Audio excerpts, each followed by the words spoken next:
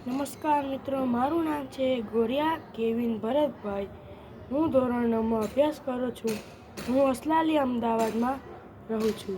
આજે આપણે વાત કરીએ કે એક પંક્તિ આપી છે, કોશિશ કરને વાલો કી કભી હાર નહીં હોતી.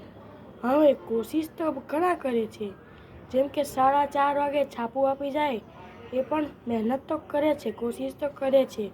આ દુકાનવાળા પણ બહુ જ મહેનત કરે છે, કોશિશ કરે છે, પણ કોશિશ કરને વાલો કી હાર નહીં હોતી. પણ એમની તો હાર થાય છે.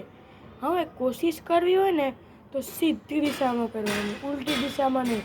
હવે ઉદાહરણ તરીકે આપણે સુરતથી મુંબઈ 250 કિલોમીટર અને સુરતથી અમદાવાદ 250 કિલોમીટર થાય. જ્યારે આપણે મુંબઈ જવું હોય અને આપણે અમદાવાદ બાજુ વળી જઈએ તો આપણું લક્ષ્ય 500 કિલોમીટર દૂર રહી જાય છે.